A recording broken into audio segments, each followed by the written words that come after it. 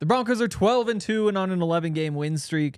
We've got a lot to talk about today, including whether they're ready to win a Super Bowl this year. Should be a fun one. We're going to get started here in about 30 seconds.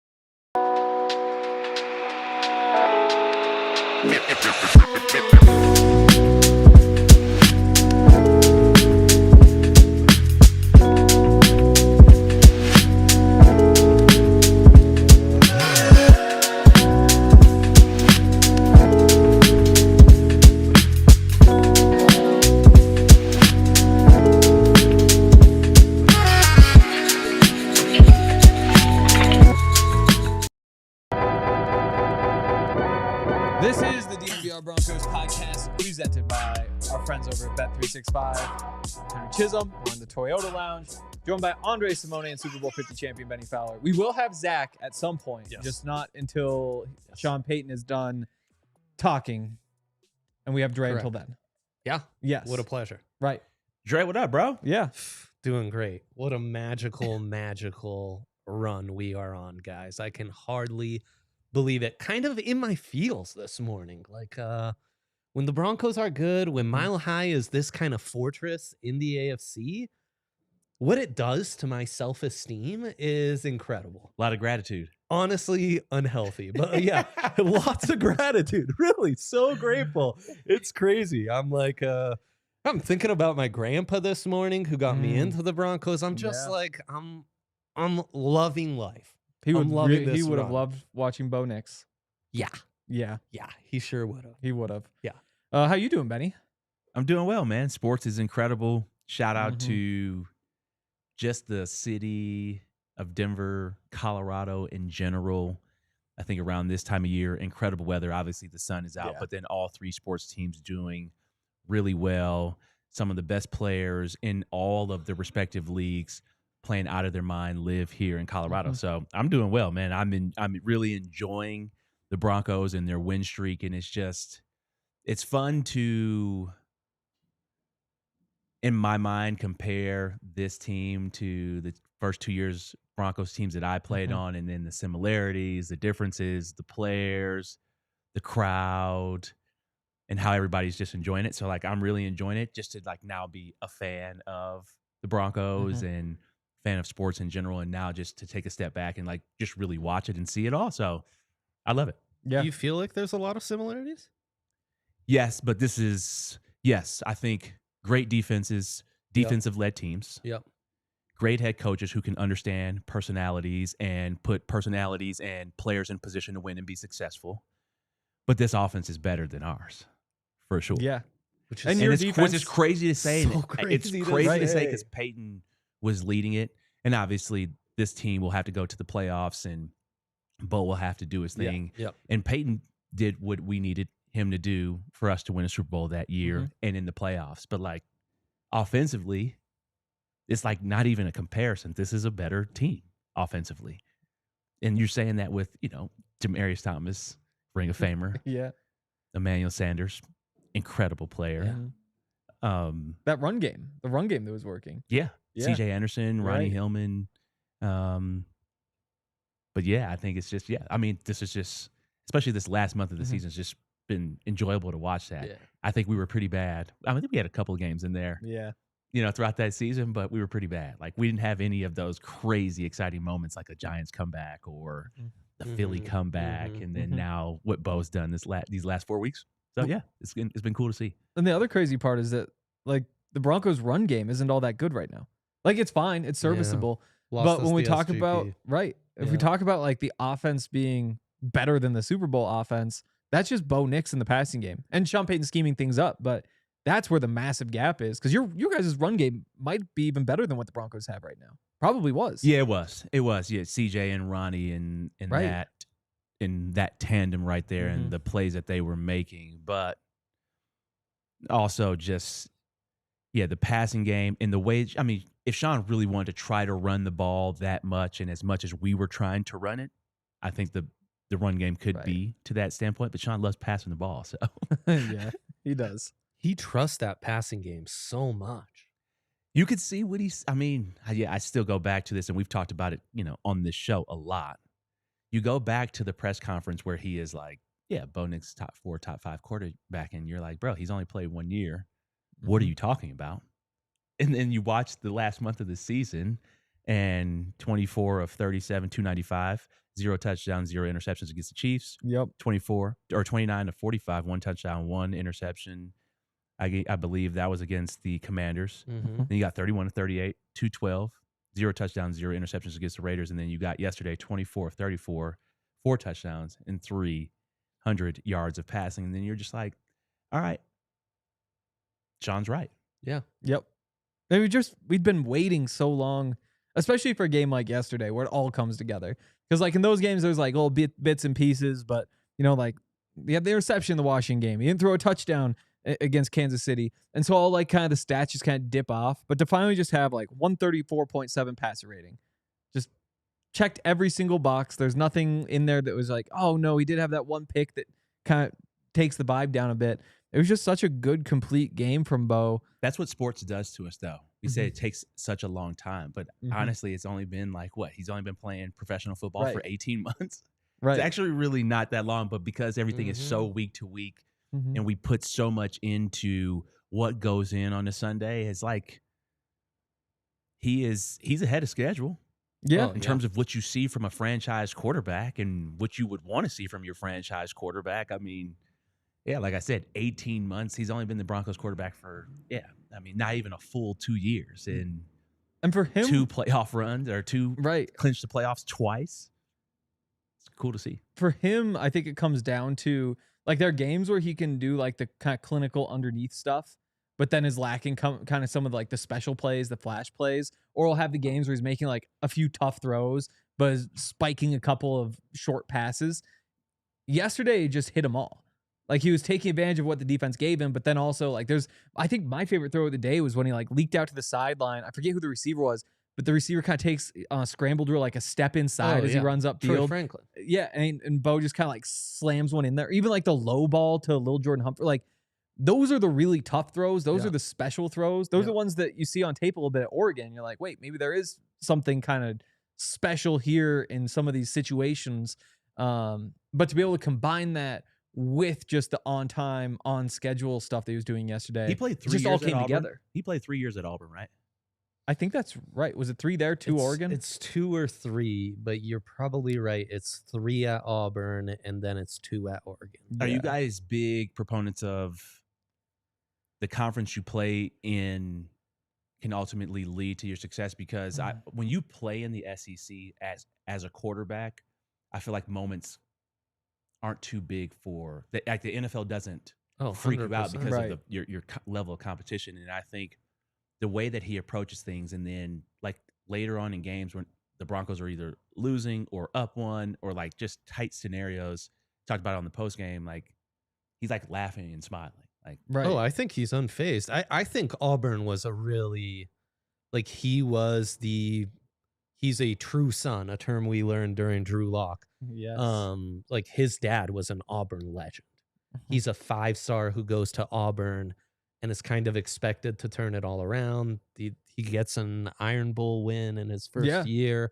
Against the Saban team then, probably. Right, yeah. The hype, 48, the pressure, 45. The expectations were really, really high. Yeah. And I think in some ways, and it's one thing for the outside pressure to be really high. It's another to it be ingrained in, like, the community you grew up in and to feel that in more of a personal way, I think. So I think in some ways that's prepared him to where nothing's going to ever feel as daunting or as big as the pressure and microscope he was under at Auburn. I think things like that are just very important to, like, now that as I continue to just watch him and how he goes about certain things and how these moments to me are not, and Dre and I were just talking about this upstairs, these moments don't seem too big for him. And I think that goes back to the way he grew up in the SEC. And I just think that's really important. I'm reading this book on, Bill Walsh and the way that he thought about drafting quarterbacks, and you got to have at least, a minimum of 26 starts. If they're going to pick you, and then you think about Sean, pulling the okey doke and having Minnesota, trade up to get JJ McCarthy. And then you see Sean really get his guy and them starting to get on the same page and them really starting to learn each other. But, Bo's got a lot of starts. He's got a lot of history and, being and playing a lot of college football before things are just starting to unfold. And I just think he's seeing the field really well. Yeah. Because like you see true freshman quarterbacks start games, but you rarely see them start week 1 at Auburn. Where it's like, this is big school, like you 18-year-old. And for him, that game being against Oregon at AT&T Stadium in front of 80,000 people, like for that to be like your first college experience, you're playing high school football the year before, and then bang, here you are in Jerry World taking on Oregon. Like you're thrown in there immediately. And so for him to go through and have like he's gone through that whole process. Like he's gone through the process of getting used to big crowds and big moments and the pressure.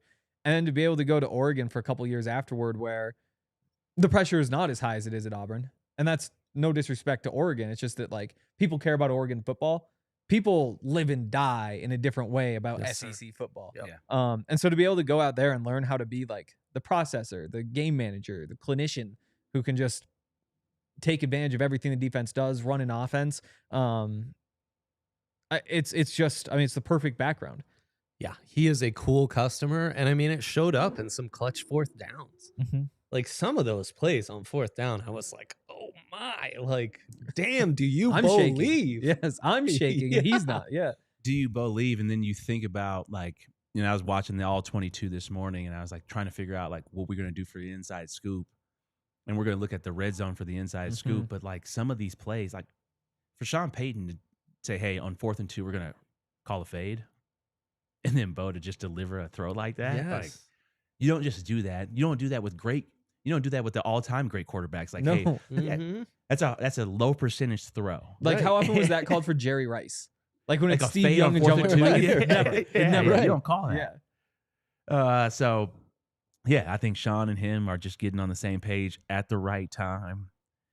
This is now going to be, I'm curious to see like what their dynamic is like in terms of their conversation. Because I think Sean talked about it in the press conference of like, his personality is completely different than Drew. But like, when are they going to start to have back and forth dialogues instead of like, hey, Bo, this is what I'm seeing. These are the plays. And Bo's going to be like, oh, no, this is what I like and this is what I see. I feel like with the last 4 weeks, it might have been like, hey, let's have a conversation instead of me telling you what to do. Right. The aggressiveness has really stood out. And I went back to like, oh yeah, this is what happened at the end of the Tennessee game. Yeah. Like I think got stuffed on 4th down twice. Yeah, like giving the ball back to the Titans in one score. Sean's getting his Dan Campbell on, and I think it's been less noticeable because so many of these games have been comeback wins or like tight games where it's like, yeah, well, they had to go for it on 4th down. The game was on the line. To where now this is like an established trend. He's just saying like, no, I believe in this offense to convert. I believe in this defense to get the stop if we don't convert.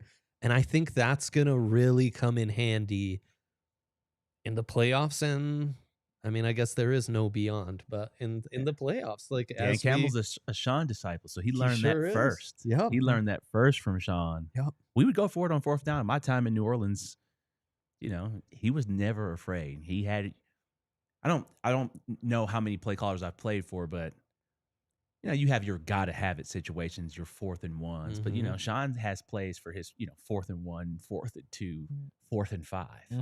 Like you don't have many play callers who have 4th and 5 calls.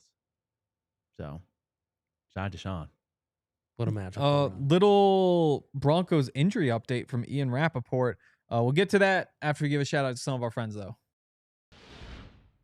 Want to give a shout out to our friends over at Common Spirit Health, where they're more than just hospitals and clinics. They're a team of passionate and expert caregivers dedicated to your well-being. And here's the thing about them. They want to take care of you if something goes wrong, but they also want to help you with preventative care so that nothing will go wrong. So they've got preventative care as well. They have 20 hospitals, 240 clinics and care sites right here in Colorado. So you can find them pretty much anywhere, and they're there to fit your personalized needs. And you can expect a blend of cutting-edge technology and a commitment to human kindness, which is what separates them. Why? One of the reasons they're called Common Spirit is because they are there for you. And you can experience the difference compassion makes. Find a Common Spirit location near you and discover a new standard of health and healing by visiting mountain.commonspirit.com mountain.common.org. That's mountain.commonspirit.org. Common Spirit Health, official care partner of the Denver Broncos. Also, if you're into trading cards, then Arena Club is the place to go for you.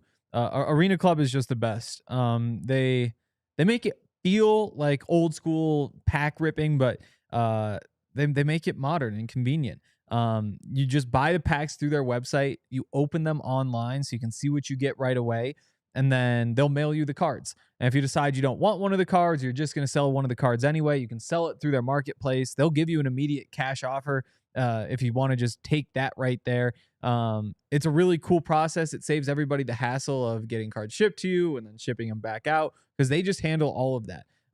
So if you're interested in getting into cards, if you've been into cards before, if you're a card fan who just wants another way to go pick them up, Arena Club's the way to go. Got slab packs, Ranger packs starting at $25 or up.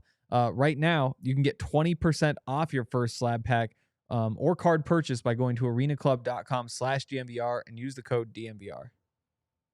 Back in the Toyota Lounge for the DNVR Broncos podcast presented by Bet365. Nailed it. So Ian Rappaport said Brandon Jones, who left the game yesterday, of course, is believed to have suffered a pec injury and is having an MRI. Tough. That sucks. And of course, as we're talking, that's the Pat Surtain injury. You don't know the severity. Like, it could be a very minor pec injury. It could be a serious pec injury. And so the varying timelines are obviously dependent on how severe the injury is, but it would not be good to not have Brandon Jones. Yeah. And Sternad was questionable leaving the game too. So the back seven dealing with the little stuff. Yep. BJ, do you have a real 1-for-1 replacement? It's weird. So the Broncos really like the versatility of their safeties. Yes. So the idea that Ufunga, yes, we love all the things he does in the box, and as a blitzer, you play him over the top, he's pouncing on passes. He can play as a single high too. Brandon Jones is that same way. Now you've seen him skew toward more of Ufunga in the box just because you'd be crazy not to. Yeah. Right. But the combination of those two and the different things you can do when you have two guys who can do all sorts of different things opens some doors. And in that way, PJ Locke is next up. He's really good in the box. Really good in the box. And particularly that shows up in terms of like pass breakups, forced fumbles, interceptions, which dried up a little bit last year, which is probably why they went out and added another safety. But in the year and a half before that, when he was on the field a bunch, just creating havoc, like game-winning forced fumble against the 49ers, important picks, all of that. So I think you have that piece there.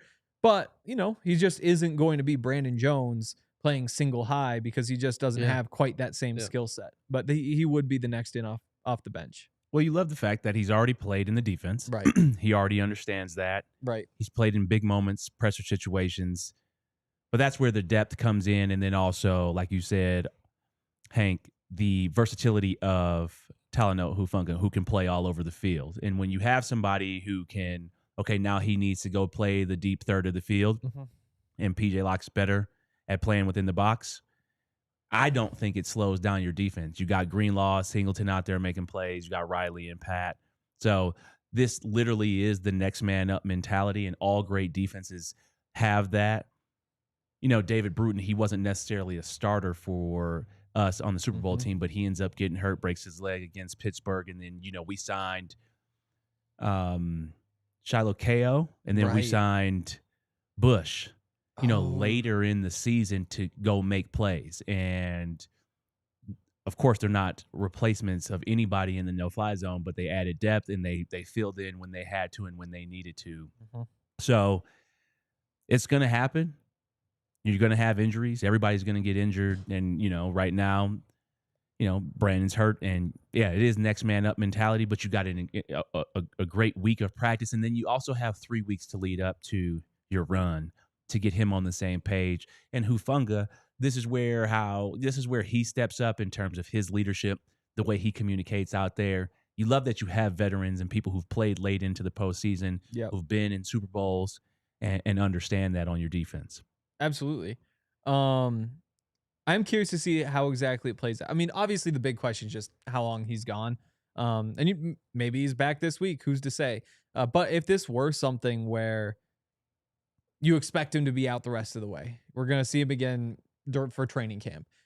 I wonder if you could get creative and I don't know if you say you're moving Jahdae Barron to safety, or you definitely wouldn't do that with Jaquan, but find a way to kind of get that extra nickel cornerback out there and just skew a little bit lighter, I guess, by playing a bunch of. Do you want to put Jahdae? Do you want to put more on his plate though? I don't know. There's already a lot for him to. Right. Do you want to put more on his plate, or does that make things simpler playing the safety position? Right, and who knows what they even call it? Like they could say like, hey, we're just going to play dime a lot, and so Jahdae, all these things that we've done with you in the dime before, or when we've rotated you in at nickel, like we're just going to do some of those same things and lean on them more. We're gonna play more dime against 11 personnel. We're gonna play more nickel with him in the nickel against that. So yeah, I mean it's different with the safety off, but we've seen some of those packages. And if you're BJ, like you could scheme things up. I'd be curious to see. Now, I'm a big fan of how PJ Locke plays too. And I want to say that. Like I don't want to get him off the field. I think that you get him down the line of scrimmage, there's a lot you can do. Justin Simmons has 4 All-Pros and 2 Pro Bowls. Has also played a couple years in this defense. Somebody who could just come right in and who's already smart. Yep, he is smart. Very rangy. You talk about wanting Ufunga in the box. If that's our concern, you have Ufunga and Locke. You want both in the box. He's been working out. He's clearly watching the Broncos every single week, so he understands this defense in and out. And maybe you give Justin a call, put your pride aside. I mean, if you're trying to win a Super Bowl. Toyota Chats in line with you. Yeah. Especially if it's like a long-term thing. You have a lot of guys, Jaquan, PJ, Jahdae, who are really good coming downhill. Right. And can do some stuff, read and react, come and close, kind of the smaller package Hufanga type stuff. Yeah. But I don't know that you have someone who can really replicate what BJ brings to the table in that deep coverage, those instincts. I think he's been such an unsung hero. Like one of the best free agent signings of this Sean Payton tenure. I love that you can't single him out though. Like you can't single out a safety like you would a corner. So like when Pat goes down, you're like, oh my gosh, they're going to attack both sides. Right. Brandon Jones, don't get me wrong, him being out is a huge deal. Yeah. But you can't just single him out in like a coverage. Right. Yeah. It's like, maybe we plan for more deep balls this week because he's not out there. Yeah. It's not like we are going right here because of this. Yeah, exactly. So. Yeah, and I guess, I mean, it's nice that Chiefs matchup means less because the tight ends are what really scares you for that. True. And Jags tight ends, meh. Chargers tight ends, meh. You're not too scared. So I guess maybe hypothetically in a playoff matchup against the Bills, you become concerned since they've got their tight ends healthy and they're using them more. But they gotta make it. Damn straight. Straight. Yeah. So we'll obviously dig in more throughout the week as we get more information, depending on Brandon Jones' MRI. Yeah, it's a pec injury. We just went through it with Pat. He missed 3 games. Yeah, missed 3 games, but 4 weeks because the bye was in there. Brandon Jones might tell those guys like, hopefully it's not torn completely or torn at all. But, it's one of those situations where you have, I don't know, what did Eric Weddle play with that one year where he hurt something, but he was just like, look, this is a chance for us to win the Super Bowl. I'm just going to play. And you sit out a couple weeks and then you put on a brace and you're like, whatever, I'll get surgery after the end of the season. That's a great call. He had a ruptured pec. Eric Weddle did. Played through it in the Super Bowl. He played. Yep. Football players. So much tougher than think about it. Broncos. Insane. You got the 11-game win streak. You're going to get number 1 seed. Hey, Brandon, you take 4 weeks off. You stay in shape. But I mean, if I'm a player, you start thinking like that. Mm-hmm. Right. You start thinking like, okay, don't put me on IR right now. Let's kind of work through this, and then you don't know, how many times and how many runs you can go on. So you just like, all right, I'm going to play through this. I'll get surgery at the end of the season. Yeah. I'm curious to see what's going to happen. That defense yesterday, though, second half incredible. First half could not get a stop to save their lives. I was kind of freaking out by the first half. It was starting to feel like a trend post-bye. Yep. Mariota kind of carved them up. The Raiders were having more success than that like lowly offense should. And it's like, what's going on? Like, have they just lost their juice? And then in the second half, lights out. I mean, take away that PI, which I thought was total BS. Yeah. It shut out the Packers completely. Yeah, I think the defense, they go through these halves, at least the last couple of weeks, where they have to see what's going on. Mm-hmm. And the offenses are just so different. Like, coming out of the bye week and then you play the Washington Commanders. Yeah. Completely different offense, very much no huddle.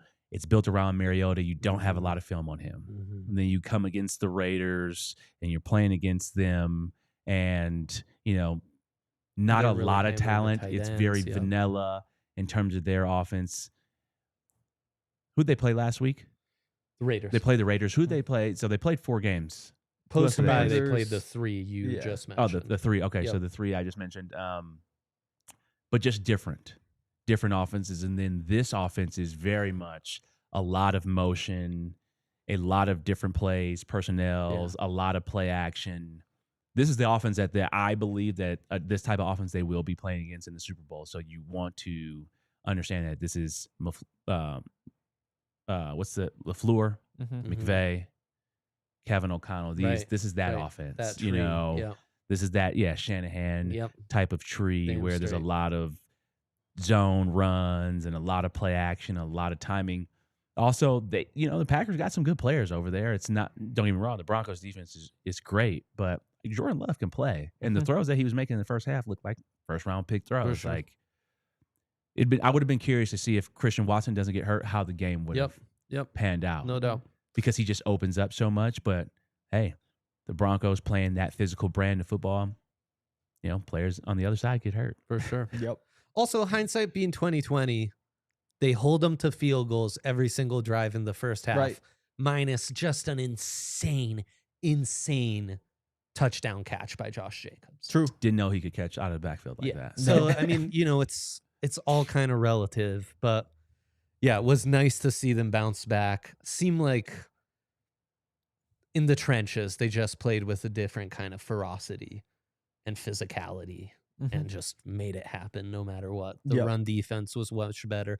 The pressure they were able to generate on Jordan Love Crowd was noise. much better. And then, I mean, the crowd noise was insane. Like Mile High so back. The fact that they had to burn 2 timeouts in that first half was impressive. And the secondary played great. I mean, Pat balled out. Riley would have 4 pass deflections if not for the BSPI plus an interception. Hufanga had a pretty good game. I mean, he's good for maybe giving up 1 reception where it's like, we'd like to have that back. Yep. But outside of that, he's aces. So yeah, I mean, what a defense. Right. That first half, they just played that bend, don't break style. Yeah. It's just when you're giving up 10 yards, it just feels a little different than when you're giving up 5 yards every time. And it seems like there's been a lot of that from Vance Joseph since the bye week in particular, where we're going to play the soft zone. If you can take advantage of it, then you do. I wonder if we see that change at some point, just given that, again, you are getting the stops in the red zone. And so you're holding them to 3. But just when we see the talent on this defense, could you turn up the heat just a little bit, and all of a sudden you're talking about games where the other team just isn't scoring at all in the first half? Concerns with the run D? Not necessarily. I'm Yeah. okay with Vance and the game plan going into it because I don't want you to be so aggressive that players are running wide open. If you Right. remember like the Giants game where they wanted to heat up Jackson True. Dart, and then there were players like if you miss on a blitz, somebody's going to be running wide open because you're playing so much cover 1 or cover 0. So I'd rather the vanilla defense, bend, don't break. Okay, let's figure out what you like to do and what you're doing best, and then we shut it down in the second half. Yeah, that's fair. That seems to be the strategy at this point. We've got a lot more to talk about, including the inside scoop coming up next. First, though, gotta give a shout out to some of our friends. Shout out to our friends over at Aura Frames. Aura Frames are awesome. If you're like me, actually, I did just buy a Christmas present this morning. So I have started my Christmas shopping. Yeah. Right. But there's a lot more to be done. And Aura Frames is the spot for people like me who need to get things figured out over the course of the next 10 days. Aura Frames are awesome. They're ranked number 1 by Wirecutter. Essentially, they're picture frames that you can put on a wall, put on a desk, wherever you may want them. And they're electronic and they flow through different pictures. So you get to set the kind of like pictures you want in your photo album. You can throw videos in there, and they look really nice. They look really smooth. Sometimes those are the sorts of things that I feel like look a little clunky when you try to put like a video board in a picture frame. They do it best. That's why they're number one. And for a limited time, you can save on the perfect gift by visiting auraframes.com to get $35 off Aura Frames' best-selling Carver matte frames, named number one by Wirecutter by using promo code DNVR at checkout. That's auraframes.com, promo code DNVR. The deal is exclusive to listeners of Frames Sell It Fast. So order yours now to get in time for the holidays. Support the show by mentioning us at checkout. Terms and conditions apply. And shout out to our presenting sponsor, Bet365. Bet365 gave out plus money to everyone that bet on the Broncos yesterday, and they're not doing it again in the future because just as John Franklin Meyer said after the game, I bet we're not going to be underdogs this coming week. And over at Bet365, you can bet on the Broncos to beat the Jags right now, but you don't get plus money. It's -3 over at Bet365. And man, Henry, we've got NFL on Monday Night Football tonight. We got NFL on Thursday Night Football. We've got college football playoffs on Friday night. We got college football playoffs and NFL football on Saturday. And then on Sunday, of course,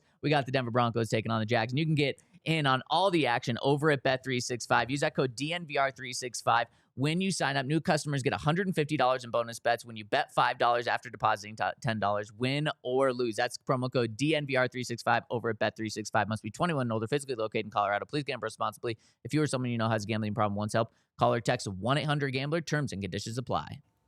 And shout out to our presenting sponsor, Bet365. Fellas, thank you. Shout out to Andre for letting me take that conference call with Sean, where he called me out in it. So I'm glad that I was on that call. But we got to dive into my favorite segment of the week. Benny, take us inside the inside scoop. Yeah, man. I pulled up all of the plays or all of the red zone touchdowns, and it was just good to see Bo and Sean operate in the red zone, the plays that were called, but also just we saw this with Bo Nix throughout the entire game yesterday where he would extend the play but keep his eyes downfield, and that is what you got a chance to see right here with the Michael Bandy touchdown. You have a mesh concept where Michael Bandy, I think this play is actually designed to go Courtland Sutton. You're looking for man-to-man, and Michael Bandy actually ends up scoring the touchdown here.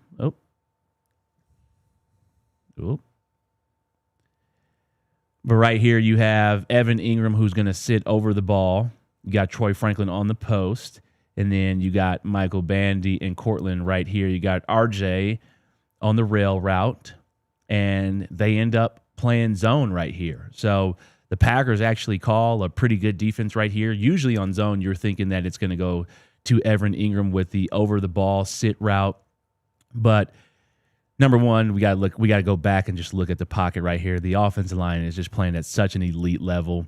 Bo has his eyes downfield. Michael Bandy and Courtland Sutton getting ready to run shoulder to shoulder. That is one of the most important things on a mesh concept.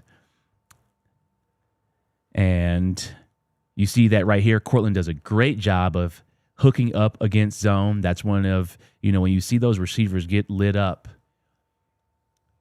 back in the day, it's because they wouldn't hook up against zone. And if you see green grass, the quarterback thinks you see green grass, he's going to end up throwing you the ball. And that's how these guys right here would end up making big plays and big hits. But shout out to Courtland for hooking up right here in the zone. Michael Bandy ends up coming open because Bo Nix climbs up into the pocket and keeps his eyes downfield and then makes a play. When I was in the crowd yesterday, everybody's like, oh, Bo should run. He should run. But he was actually doing a great job of just keeping his eyes downfield and then making big plays. And he did that throughout the entire game. And then Michael Bandy ends up scoring. You love to see that. You love to see the excitement, somebody scoring their first touchdown, somebody who's been on a journey themselves in terms of getting playing time in the NFL. And there's no better feeling than when you score your first touchdown. And he scored his first touchdown in a meaningful game, That was a got-to-have-it game for the Broncos and the Packers. Packers, top 5 in all the defensive categories, and Bo Nix played well, and Michael Bandy scores his first touchdown. So it's really cool to see. And it's really cool because Pat Bryant, the Broncos were looking for who's going to step up in Pat Bryant's absence, and it was everyone that stepped up, and not just like Court, which he did, 113 yards. It wasn't just Troy, who also stepped up, had a big game, but it was Lil Jordan Humphrey and Michael Bandy as well. That is like the depth that you need for a championship team. 100% receivers by committee. You know, DT and Emmanuel were thunder and lightning, and the other four of us were the four horsemen. You know, doing it by committee. Did you guys call yourself that? Of course. Oh, I love that. Well, actually, somebody else kind of put it out there, and then we kind of ran with it. But it was something during the season that you ran with. I love that. Absolutely. Here you have a concept where Cortland's diving down, running the corner route, and then little Jordan Humphrey has this little sit route, and then you have RJ Harvey coming right there on the flat route, and just a great concept, and call by Sean. RJ Harvey, you're using him in motion to get the indicator to see if it's man or zone. You obviously know that it's zone right here. But RJ just doing a great job of just expanding this defender, creating this window open. Cortland actually ends up coming open late right here. But you just love the fact that, just sitting in meeting rooms with great quarterbacks and great offensive coordinators, when you're getting down into the red zone, you want this ball to be lower than the waist, or if it's back line here, you want face mask or higher. Because if Bo misses this throw, you want it to get hit into the dirt. Defenders can't catch. You want it to be into the ground. Or if you're missing a ball that's in the back of the end zone, you want it to be face mask or higher, and you want it to be able to go out of bounds. And then Bo's ball placement right here was just elite right there. That's only where little Jordan can get it. He put it on the outside right hip of little Jordan Humphrey, and little Jordan makes the play. And I thought Bo was pretty accurate all day yesterday in terms of the throws that he made on the run, within the pocket, and just elite level play, especially down in the red zone where it is tighter windows, and Bo was able to make those plays. Here, great dime to Courtland Sutton. Thought it was super unique and something that you don't necessarily think about. Maybe the Packers weren't thinking about this, but if you notice that the ball is on this hash right here and they throw a fade to the field. Usually when you're in the red zone, you throw the fade to the short side of the field, kind of like they did on that 4th and 2 play where Courtland ends up catching the go ball, but it's on the short side of the field. Sean, in his genius mind right here, puts this ball on this hash right here and gives Bo all this room right here to throw this ball to Courtland, and Courtland goes up to make the play. Courtland, we've talked about this. I think this is his most complete season as a receiver. Not only just him catching the ball, he obviously makes contested catches, but also the catches that he's made in clutch moments, the catches that he's made at the line of scrimmage. He's had some games where he's had some yards after the catch, and then also what he is doing at the line of scrimmage in terms of his release and releases is just, that was the last part of his game to make him just a very, very complete receiver. His routes, everything that he's been doing, I think he's on his way to his next Pro Bowl, his second Pro Bowl. I don't know where he's at in terms of yards, but he may be an all-pro in there. I don't know who the other top. I know who the top receivers are. You got your Jamar Chases, but I don't know if he's going all-pro. They're not good this year. Yep. I don't know of any other receivers in the AFC, but Courtland is playing elite ball right now. Courtland's at 900 yards, right around 900 yards. I think 10 yards fewer than that with 3 games left. Okay, pretty good. And I don't know who are the top receivers in the AFC right now besides him. Yikes! So top 3 are all NFC. Then you hit Jamar. 2 more from the NFC. Then you hit Nico Collins. NFC, Zay Flowers. NFC, then Court.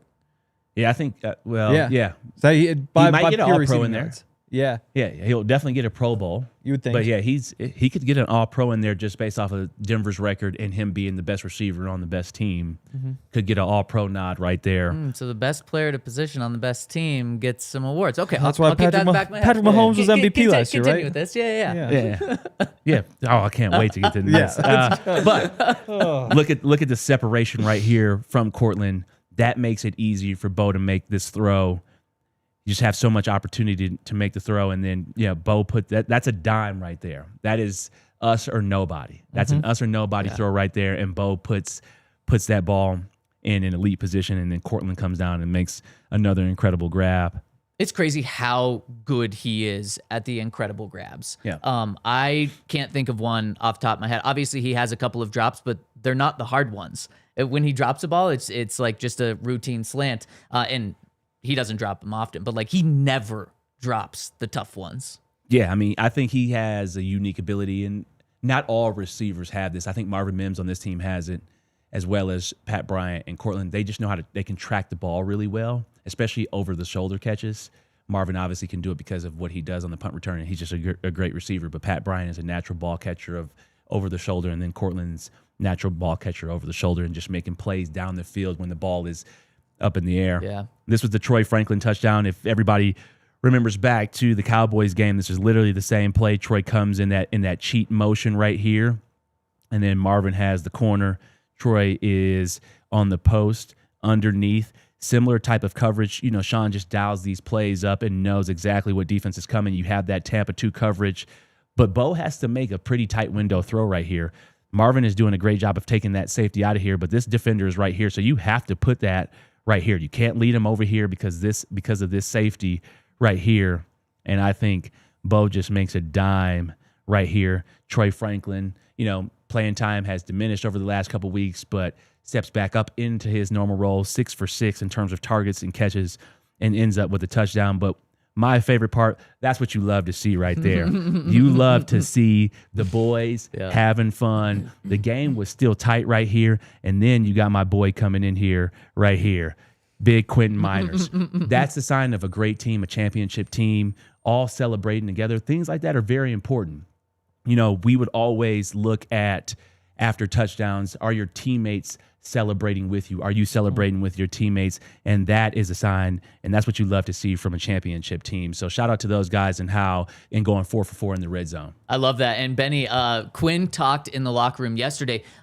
Sometimes he picks up his teammates after they score a touchdown. And I mean, like, he has one in Marvin where he is like, maybe it's of Troy, he's like throwing him in the air. And he did that yesterday to one teammate. He didn't do it to another teammate, probably not Marvin or Troy on that one. And he said the reason was, he said, I was so tired. We were just running up and down the field pretty much all game, especially when we got it turning on. And I was just too tired to do that. And that's a great position where you want to be, where your offensive lineman's too tired to pick up a guy because you're just scoring so much and putting up 34 points. They're moving the ball up and down the field. Bo was very efficient in the red zone, 4 for 4. And I think obviously that's the reason why the Broncos won the game, because Packers were in the red zone area 4 times and they only came out. They were 1 for 4. So that's what you love to see. I love that these guys are celebrating together. Also, I think it's hard to game plan for the Broncos because everybody is touching the rock. Lil Jordan with a couple catches yesterday and some big plays and a touchdown. Troy Franklin, big plays and a touchdown. Obviously, Court, your main guy, big plays and a touchdown. But everybody is touching the rock. And then you have a guy like Michael Bandy. I don't say they want. Yeah, you do forget about a guy like that. You know, he's not necessarily at the front of the scouting report, and he comes wide open on a play, and then Bo finds him. The fact that Bo doesn't have to just lock on to a go-to receiver, I think makes him so dangerous as a quarterback, because you don't know what are you going to game plan for? In the playoffs, if I'm thinking, okay, we're getting ready to play Denver, you're obviously thinking Courtland Sutton's the main guy. We got to take him away. But then you got Troy Franklin, Pat Bryant, Evan Ingram, RJ Harvey. You have all of these players, and you got guys like Lil Jordan Humphrey along with a guy like Sean Payton who was calling plays. I don't know how you stop that. And the fact that Bo will spread it around to the open guy makes him that dangerous. You got me ready to run through a wall. I'm ready, Benny. That incredible breakdown. I love that. And just on the conference call that I was on to miss the first half of the show. When Sean Payton told you you're not getting anything for Christmas? Yeah, pretty much. I'll get that on the other side. But one of the things he did say, he went out of his way to talk about, he said what he loved about Troy was how clean, I got to make sure my quotes are all right now moving forward, how clean Troy caught the ball yesterday. And I assume that means like with your hands, no bobbles, with the right technique. I imagine that's what that means, but you would be the expert on that. Yeah. And then he went out of his way to say, and the refs took away a touchdown from him. And they did. Yeah. They did. I mean, yes, you're upset about the refs, but I mean, that happened in real time. I'm not going to blame the refs on that. Whatever. Who cares? I think the Broncos did a great job of just moving the ball. Yes, Troy did catch the ball clean with his hands and made some incredible plays. My favorite play from Troy yesterday was the 20-yard deep comeback where he runs the route on the defender but then gets into the defender's blind spot. So the corner's right here. He gets into the blind spot of the defender to get him to turn around and then comes out of the break and Bo hits him right then and there. That's your next level of receiver play. That is elite level receiver play, and you got a chance to see Troy do that. Yes, and he did catch the ball cleanly with his hands. And that's confidence, and that's mindset, and Troy has a dog mentality. Yep, he absolutely does. And as the Toyota chat is saying, many comments saying this incredible breakdown. Benny, it's my favorite segment. I'm happy that I could be back for that segment. All right, let's continue this conversation. Sean Payton dunked on me just about 15 minutes ago. We'll hit that. We'll also talk about MVP conversation. Benny, we got to get back into it after we started it. That's coming up next. Ent Credit Union is awesome. This is our little Ent Credit Union card, the Pat Surtain throwback card. It's a new one that just came out a couple weeks ago, but they have a whole lineup of awesome cards with Bo Nix, just the Broncos logo. They've got all sorts of perks if you sign up for the Broncos checking account over at Ent Credit Union. Discounts at Empower Field. Chance to win Broncos tickets and exclusive merch. You also just get $200 if you sign up for that checking account, which is obviously a great deal. And the best part, I think, is you get one of these cool cards to go along with it. So if you are interested in banking like a Bronco, then they're the place to go. Not only are they the official banking partner of the Broncos, they also put up that big Pat Surtain Defensive Player of the Year mural out there. They're what the Broncos are all about. So with the playoff push heating up, now's the time to lock it down. The perks, the card, the $200. Bank like a Bronco. Head over to ent.com/DNVR to learn more. Insured by NCUA. Membership required. Account requires associate Ent Broncos debit card. Requires $100 deposit. Activation of debit card within 30 days of account opening. Merry Giftsmas, everyone, because here at ALLCITY and over at Dick's Sporting Goods, we are celebrating Giftmas. We are giving out $50 gift cards every day to Dick's Sporting Goods and the ALLCITY merch store. New winner picked each and every day. The link is in the show notes in our description if you want to get a awesome gift card to Dick's Sporting Goods for $50. You can go to DNVR or thednvr.com/Giftsmas as well. And if you need a gift for yourself, for someone in your life that likes sports at all, you got to check out our friends over at Dick's because they've got all of the top brands, including FP Movement, Kalia, DNVR, Adidas, Nike, and of course, all of the essentials that you need. And you can get free curbside pickup, which is fast at your nearest Dick's location near you by going to Dicks.com. Get free gear or get free curbside pickup with fast gear over at Dicks.com because every season starts at Dick's. And shout out to our presenting sponsor, Bet365. Use that code DNVR365 when you sign up. Shout out to Henny. Shout out to Andre. Shout out to Benny. And shout out to the Toyota chat. Y'all are hitting us with a lot of likes already, but let's keep it going. We appreciate every single one of you that is tuning in. And shout out to our merch department for dropping this beauty last night. We got the Orange Rush t-shirt available now. And man, that is beautiful. You got the horses on it, Thunder's on there. I love the colors on it. And so are we officially going with Orange Rush? I'm still not, but I feel like in this moment I have to say, yeah. It's good. It's a good shirt. I have a question. So if the Broncos win the Super Bowl, I feel like Orange Rush sticks. But if you don't win a Super Bowl, does your nickname stick? Like if we didn't win the Super Bowl in 2015, do you still call them the no-fly zone? So, because it wouldn't have mattered because you didn't win it all. Still have the purple people eaters, right? Who didn't win a Super Bowl? Apparently not familiar with. Are you not familiar with the purple people eaters? Well, see, maybe this kind of proves your point. I am Vikings familiar defense. with them. Yeah, in 80 somewhere a long time ago. Actually, that is the only team that has more sacks through 14 games than the Broncos. Okay.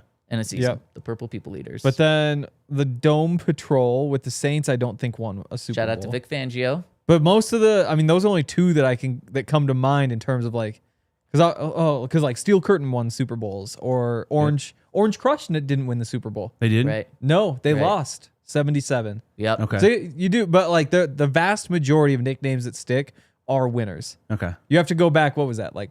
40 years to find one that right yeah right yeah because the Seahawks, Legion of Boom, they won a Super Bowl, so it definitely helps make your name go viral. Yeah, for sure. So really quick on that conference call yesterday, I tweeted something that was incorrect, and Sean either saw it, someone showed it to him, but I messed up in his post-game press conference. Sean said there's 3 goals. The first goal is to win your division. Second goal is to get the best seed possible. Third goal is to win a world championship. Just in the craziness of what post games are, and they are crazy as hell. Still no excuse though. I said, I was transcribing what he was saying. I said goal 1 was to make the playoffs. Goal 2, win the division, and goal 3, win a Super Bowl. Yeah. And he called me out on that during the press conference today. So I apologize, Sean. Did you get like a little nervous or like? It came out of nowhere. It was during someone else's question about. Did your like stomach drop like roller coaster like oh man. Of course yeah. That's what it's like that's what it's like watching film with him. Yeah. When they pull up your play on film. Yeah. Like, hey, tell me what this is. At least you generally know that one's coming though, right? Like you don't remember like, oh, I screwed something up. It's gonna come up so today. many plays in the game, and right. like if they happen to pick like the 3 plays like of that define the game, or like, hey, we can't have this, and it's like your play. It's like, yeah. So that's my stomach still there. The pit in my stomach is definitely still there. Yeah. And especially because I thought I was gonna slide out of it a little bit because he was like, someone misquoted it yesterday. And I'm like, okay, well, I'll go, probably me. And then he goes, I'm talking to Zac. And I'm like, oh, well, didn't get out of that one. Hey, get you some press, get you some followers. Yeah, hopefully. That's not bad press. So I'm sorry about that, Sean. I already put out the correct thing that you said. Okay, so we talked about this yesterday. Speaking of spicy on the show, during the show yesterday, for the first time ever, I thought like, Bo Nix should be in the MVP conversation. So I said it on the show, and that's not what you said. What'd I say? You said he is the MVP. Oh, I meant okay. Well, I don't know if I said that. What I said is he should be in the MVP conversation, man, I thought it was he should be in the MVP conversation. Yeah, I'm okay with that. Okay, well then we're both on. Because what even is the MVP conversation? Is that just me? At some point, Stephen A shows up and is like, Bo Nix should be MVP. No, it means you're talked about the conversation. By who? It means because like we're talking about now. So nationally. I feel like I feel like nationally is where it becomes like they start to put you like Bo Nix is playing MVP level football or something like that. I feel like once it starts to get nationally and everybody starts to recognize your level of play and like, hey, you're one of the best players in the league. I think, and you're having one of those seasons. I feel like that's when that MVP conversation started. Okay, starts. And Henry, for a quick answer, I think like odds also kind of reflect that, because I'm not gonna sit on all the national TV shows and listen to them to see if they mention Bo's name. But I think it's something that you feel, and then also, I mean, if you just want something to point to, it's the odds. And right now, Bo came out of nowhere. I had not even looked at Bo's MVP odds. I don't know where they were, but he has shot up last night. Some places over Bet365 right now, he has the 5th best odds to win MVP. In my opinion, that's certainly in the conversation, which Benny's okay with. Yep, I'm all right with that. Now that we're on the same wavelength there. Yeah. And there's another, it's not really a sports book. It's an odds thing that says Bo Nix has the 2nd best odds to win MVP behind. 2nd best? Yep, behind Matthew Stafford. And it very much might be wrong. Yeah. And that's why I wouldn't make the argument right now, certainly not, that Bo Nix should win the MVP. But in the conversation, and he is now, and we're on the same wavelength, so we're all good. We're living in harmony. Yeah, when you said yesterday, and you were hype, you were juiced up on the field. I was. Yeah. Which, rightfully so, especially with the way that he played. That was an MVP level performance yesterday for sure. But when I heard you say, Bo Nix is the MVP of the league right now, I was taken aback because of how much football I watch. Yes. And just what, what it takes to win an MVP and what usually type of, at least a 90 passer rating, for example. Yeah. And, it's, you should have, I don't know, Matthew Stafford right now has 37 touchdowns and 5 interceptions. That's MVP level play. But what I will say for Broncos country out here is that Bo Nix has played the quarterback position the best in the last 4 weeks. Okay. In the entire NFL. Because Stafford has a loss against Carolina 3 weeks ago where he threw 2 interceptions. Yep. So Bo has thrown 6 touchdowns and 1 interception in the last 3 weeks. Or say last 3 weeks of the season. I think Bo has played elite football. And then you also beat Kansas City, you beat Green Bay, you beat the Raiders, and then you also beat the Commanders in that. So you got 4 wins. So you got in the last 4 games that Bo's played, you got 4 wins. You got 6 touchdown passes, 1 interception.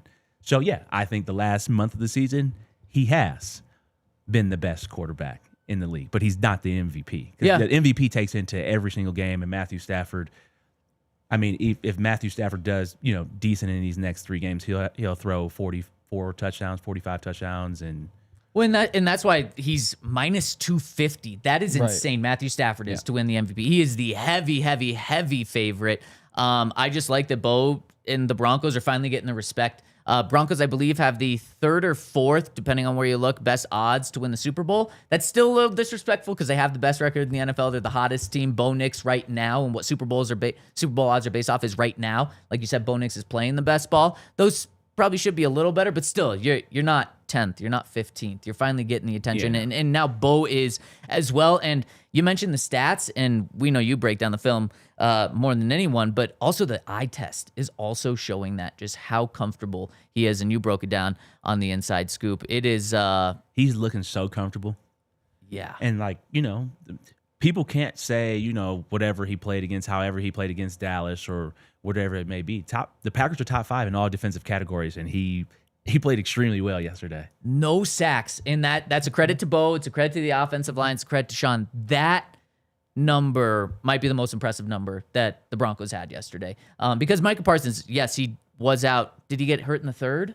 Yeah. The 4th? But he played 2.5 quarters and did not get a sack. That's one of Sean's favorite stats, or I guess things that he looked at when he was drafting Bo is, he doesn't take sacks. And I think he takes the least amount of sacks besides Josh Allen, right? Coming into this year. Is Josh Allen? That was right. Wow. Yeah. You just can't bring him down. That's super cool. I mean, you love that. Yeah, you do. You do. All right, so Benny and I, it was kumbaya today. Yeah. I like that. I don't like any drama, bro. I don't either. We're not trying to. We're not looking for. Just expected you to say Bo was the MVP and got a little nervous about it. Yeah. It's like, whoa. I'm going to have to rewatch that film. Just like I'm going to have to rewatch the film of, the Sean Payton presser. Although I know I got that one wrong, but on accident. Okay, let's go out to the Super Chats. We got a couple of Super Chats to hit. Jacob says, what an amazing win. But guys, I have to be so honest with y'all. I'm so tired of everyone saying we are frauds. If you think we are, stop us then. Go Broncos and go DNVR. Been watching y'all for years. I don't know how you could look at a 12-2 team and say they're frauds.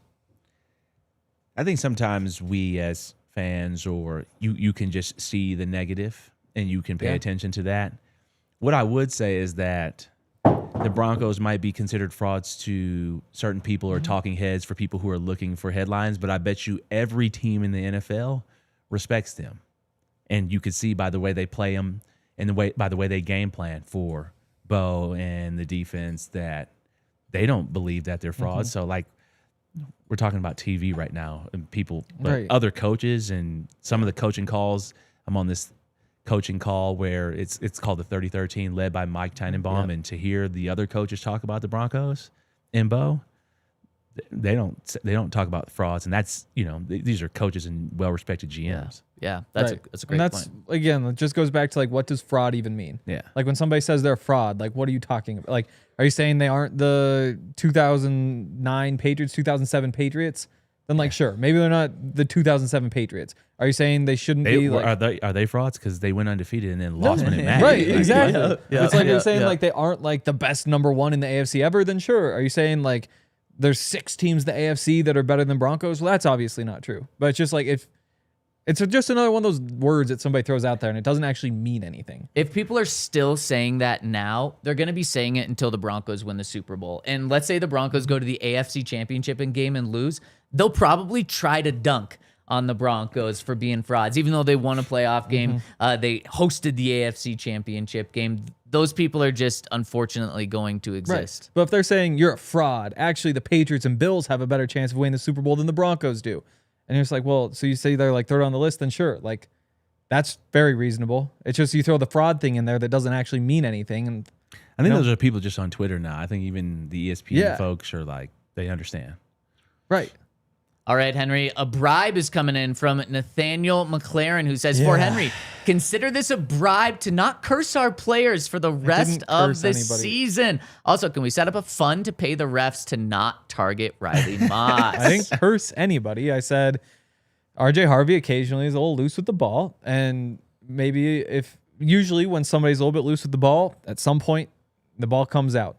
And so maybe if you just get the fumble out before the playoffs, you might be pretty happy that he's had the chance to think about it, maybe carry the ball around the facility and just get that out of the way now instead of in the playoffs. We're going to wrap this show up in overtime. Go to thednvr.com because, Henry, I think Sean also heard you say that, and he had a message for you on the presser today. He said he pulled RJ Harvey aside after the fumble and said it was just a good defensive play and that he was not holding the ball loose. I think that might have been his exact words. No. So it wasn't what? No, that's totally true. Yeah. No, because it was both arms. He had to wrestle that ball away from him. So, I mean, it was an example of the ball being loose. But again, there has been the track record of sometimes he'll flop around a little bit. And so, again, just to have it happen once, get in your mind a little bit, and that way you focus and then get rid of it. Don't fumble going forward. Do you think this one, though, since he had proper technique, still helps with what you're talking about? I cannot put myself in his head.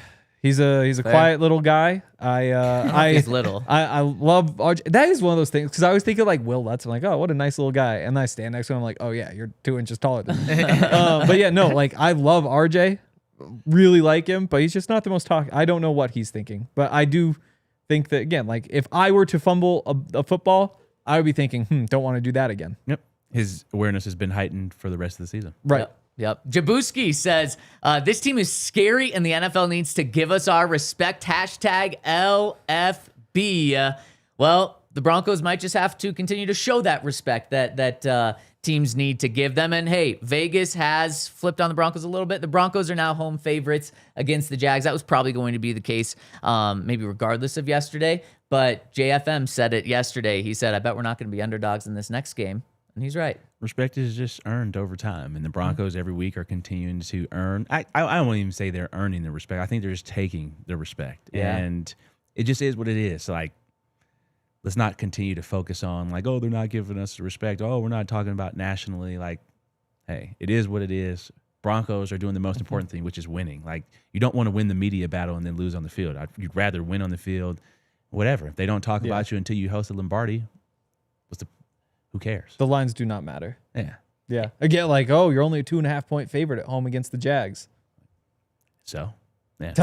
Hope Sean's okay with that. I hope it doesn't get in his head. And if the Broncos win by 1, that's going to be great. Exactly. Because it's a win right there. That's going to do it for us today. Shout out to Bennie. Shout out to Henry. Shout out to Andre for filling in. Shout out to Dion. That's going to do it for us. Tomorrow, we have a little different of a show. It's going to be in the afternoon, so make sure to stay tuned. Maybe around 3:30. The exact specifics aren't in stone yet, but we actually have one more super chat from All Things Football 24. Says, what are y'all thoughts on the Blarent bias against Riley Moss? I think it's human bias right now, where it's just all right, he's been called for all these penalties every single week. Well, it's all right, if there's any gray area, it's a flag on 21. Yep. Similar to Garrett Bowles back in the day. Yep. You get the tag, and then that's your tag. Yep, exactly. And he played through it and made a great pick when the Broncos needed it. So he's just going to have to continue to show refs that he's playing clean, and it's probably going to be another one of these calls in the next 3 weeks, and the Broncos just have to overcome it. Also, just want to throw it out there. RJ Harvey at the combine, 5'8" flat. I'm 5'8 3/4. But just throwing it out there. But so Sean, not a little guy though. So Sean always, you know what Sean always says? Sean always says RJ Harvey is short, but not little. So maybe you just need to start. Okay, same things. Little and small. I'd say little. Yeah. So short. So I think you need to start calling him short because Sean calls him short. Nice little guy. Nice short guy. He's the nice little guy. All right, that's going to do it for us today. We will see you tomorrow on the DNVR Broncos Podcast. We all silly like the mayor.